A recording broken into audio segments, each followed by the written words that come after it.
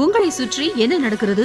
உண்மையை தெரிந்து கொள்ள வேண்டுமா? 24/7 தொடர் நேரலை. உள்ளூர் முதல் உலக அரசியல் வரை முக்கிய அரசியல் தலைவர்களுடன் அனல் பறக்கும் நேர்காணல்கள், விறுவிறுப்பான விவாதங்கள், ஆழமான அரசியல் பார்வைகள். யூடியூப், ட்விட்டர், பேஸ்புக், இன்ஸ்டாகிராம், அரட்டை, டெலிகிராம், வாட்ஸ்அப் என எங்கெல்லாம் நீங்கள் இருக்கிறீர்களோ அங்கெல்லாம் உங்கள் சாணக்கியா. மாணவர்களை சந்தித்தீங்களா? என்ன நீட்டுக்கு எதிராக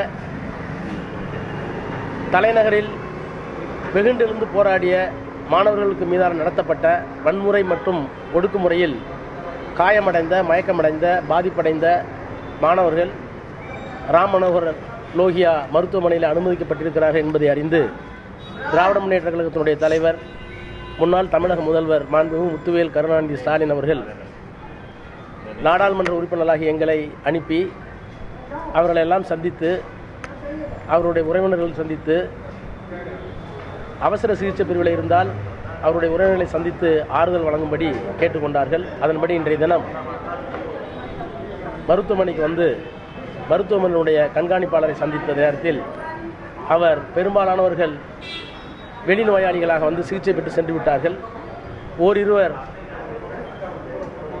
அவசர சிகிச்சை பிரிவிலே சிகிச்சை பெற்று வருவதால் பார்க்க அனுமதிக்க இயலாது சூழ்நிலை இருப்பதாக சொன்னார்கள். அவர்களுக்கு வழங்கப்படுகின்ற மருத்துவ சிகிச்சையை கண்காணிப்பாளரிடம் கேட்டறிந்தோம். அவருடைய உறவினர்களை சந்தித்து ஆறுதல் கூறினோம். அவர்களை சந்திப்பதற்கே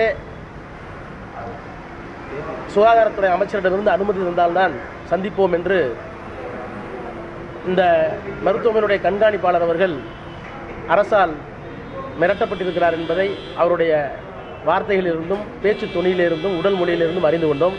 என்றாலும் அவருடைய உறவினர்களை சந்தித்து ஆறுதல் தெரிவித்து வந்திருக்கிறோம்.